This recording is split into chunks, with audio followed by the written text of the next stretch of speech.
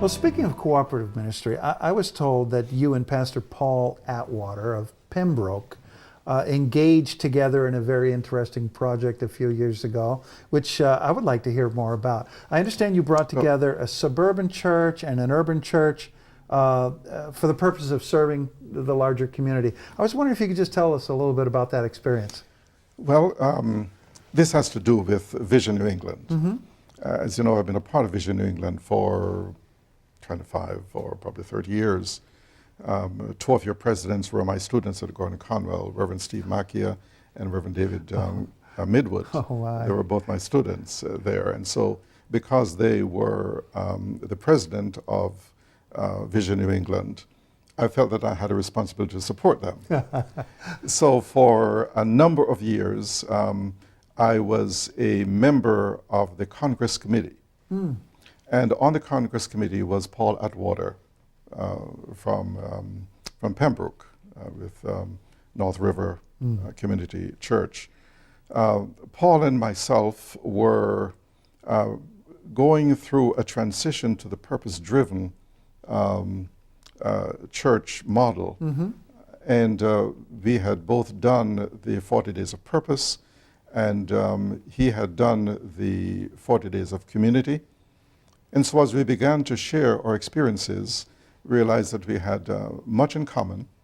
And at lunch, we were just talking about things in general. And I shared with him what I planned to do because it was our 200th anniversary year.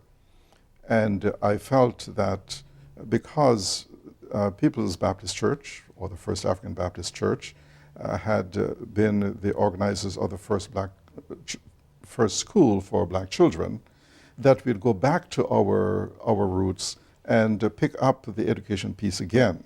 Okay. Well, I told Paul that I wanted to adopt a school to do as much as we could in order to ensure that the students would be well educated and achieve excellence. Well, Paul said to me, could I join you in this? And I said, by all means. So rather than us adopting one school, we adopted two schools.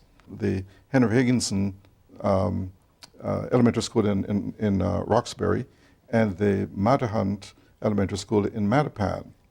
And we worked with those two churches and did a great deal of work. The two churches came together. We got together on a Saturday to clean up the church, the school buildings, okay. Both inside and outside, yeah. And to paint murals. Really? So there are large murals that the two churches with the artists that we have, did for the kids. We were able to give about 4,000 books to both schools. Oh, wow. For their libraries as well as for students to take home a copy. And we were able to produce an 8-minute video, which was shown at Vision New England's conference at the Heinz Convention Center in 2006, I believe it was. That was the first thing we did.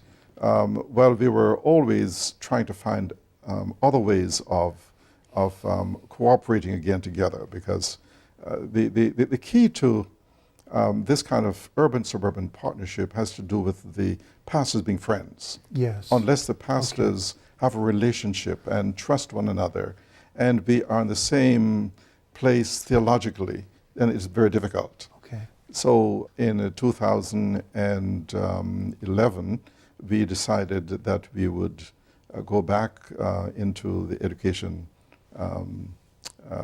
business.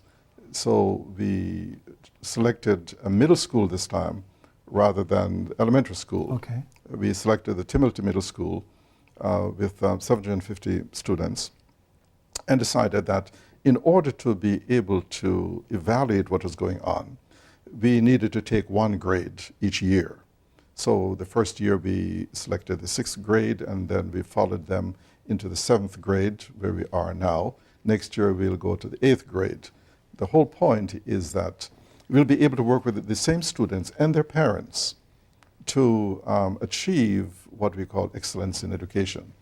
the principal as well as the school department responded very positively to us. We had the superintendent on board when we kicked off the program at my church.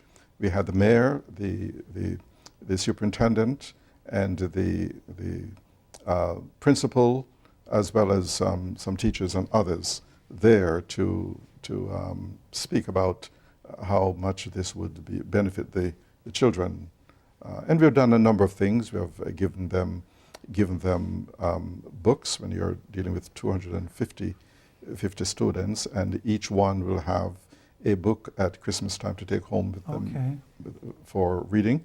We have given some 28 refurnished laptop computers, and we are involved in tutoring and in mentoring, and even programs such as a career day that we had for those 7th grade students to let them know that they can achieve what others have achieved. So we had about some 30-odd professional people from our congregations go in and speak with the students to let them know that, well, at least to share with them how we got to be where we are, so that they will know that they can also do the same thing. Honestly, Dr. Roberts, that's just remarkable. That is very, very inspiring. And but there's some themes here that seem to carry through constantly. One is the importance of the relationships, again, the one-on-one relationship among the leaders, and then this investment in the larger community, which is just so wonderful. So you've been a champion of cooperative endeavor among churches, I would guess, for your entire ministerial life. Yeah? It's certainly because no one church can do what needs to be done.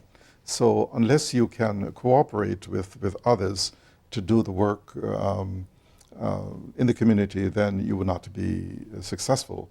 But the new thing which I was able to add to that, because we have the ministerial alliance already with all these pastors, was the urban-suburban piece and the white-black piece. So we are dealing with an interracial situation which some people are not able to handle the way that Paul and I have been able to do this. Well, on this then, the question that occurs to me is, are you seeing this catch on? Are you seeing more involvement of this type in cooperation today than you have in the past? Are you encouraged that the spirit of this is kind of catching on?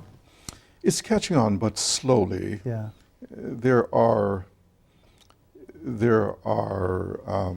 some urban-suburban partnerships taking place. The thing about what I'm doing and what, let's say, Bruce Wall is doing with the Grace Chapel is that we regard ourselves as evangelicals, and we believe that we have a message and a work to do in the community, that we should not only be just talking about our faith, but we should be doing something. Yes, yes. And this is taking place.